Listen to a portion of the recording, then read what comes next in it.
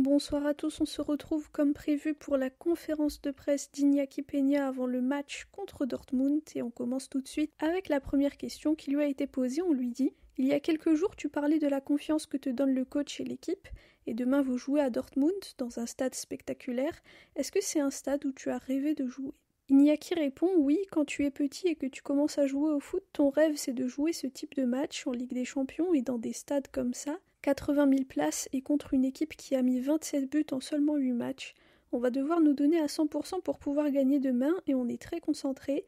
Et après le match contre le Betis dès dimanche, on a tourné la page et on a commencé à penser à ce qu'on devait faire pour gagner demain. Ensuite, un journaliste lui dit « On voit que tu es en confiance et mieux que l'an dernier. Quel rôle a joué Hansi Flick dans tout cela ?» Iñaki répond « Sur le plan mental, je suis toujours le même. Ce qui a changé, c'est que j'ai plus de temps de jeu et de continuité. Et tout ça fait en sorte d'augmenter la confiance. Les premiers résultats qu'on a eus quand j'ai joué étaient positifs, donc ça aide sur le plan collectif et individuel. Et pour le coach, j'ai toujours dit que je lui suis très reconnaissant pour la confiance qu'il me donne, que ce soit en public ou en privé. Ensuite, on lui dit « Tu vas jouer ton 17e match de la saison.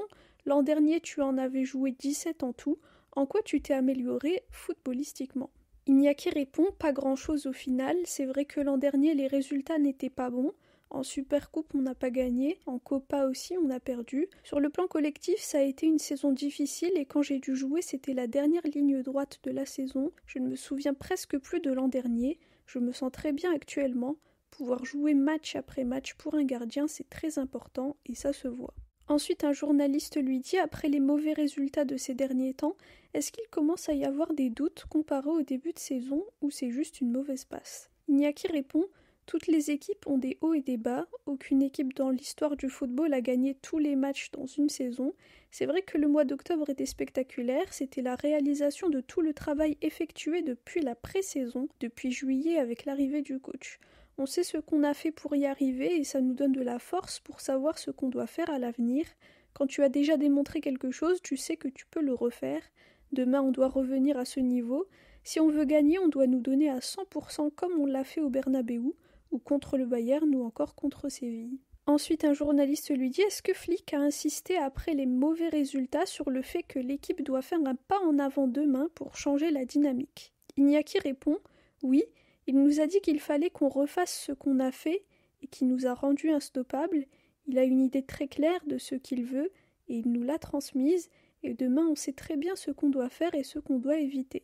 On doit tous nous donner à 100%, être solide en défense, être inspiré en attaque, contrôler le match et être déterminant dans les différentes zones. » Ensuite, un journaliste lui dit « On dit que tu es dans une bonne phase, les matchs comme celui de demain servent aussi à mettre en avant un gardien. Penses-tu faire un grand match demain ?» Iñaki répond « Oui, mais pas sur le plan individuel. Je ne vais pas sur le terrain pour me montrer individuellement. Ton travail, tu le donnes à ton équipe, tu aides ton équipe avec ta performance et c'est ce que je fais à chaque match, que ce soit demain ou à domicile contre Las Palmas ou en Coupe du Roi. Être dans un club comme le Barça exige de toi d'être à 100% tous les 2-3 jours. Les gens vont te juger sur ton rendement tous les 2-3 jours. Demain, c'est vrai que c'est un match spécial en Ligue des Champions, et si on le gagne, on se rapproche de notre objectif, et c'est ce qu'on veut. » Ensuite, un journaliste lui dit « Souvent, on dit que la vie d'un gardien est solitaire parce que vous vous entraînez à part. Si vous faites une erreur, vous prenez un but. Comment vous travaillez ça sur le plan mental ?» Iñaki répond « C'est l'expérience qui te donne le mental. Après, tu fais en sorte d'être stable, que la défaite et la victoire ne t'affectent pas au point de changer ce que tu fais. Il faut être constant, croire en soi, se valoriser et montrer aux gens ce que tu vaux. » Ensuite, un journaliste lui dit « Le pressing haut qu'impose Flick est un sujet dont beaucoup parlent. Est-ce que toi, en tant que gardien, ça te tranquillise le fait que le ballon soit aussi loin la majorité du temps ou est-ce que ça ne change rien ?» Iñaki répond « Quand Hansi est arrivé, dès les premiers entraînements, il était très clair. Le Barça avait toujours cette idée de défendre dans le camp adverse, mais ça nous a un peu choqué le pressing aussi haut qu'il voulait. On est passé par un processus d'assimilation des changements pendant la pré-saison sur le plan défensif. Mais au final, ça n'est pas seulement la ligne de défense ou le gardien. Pour pouvoir mettre ta ligne au milieu du terrain, tes milieux doivent presser, les attaquants aussi. Donc en tant qu'équipe, il faut être inspiré et pressé devant parce qu'avec une méthode aussi risquée, il faut toujours être à 100%.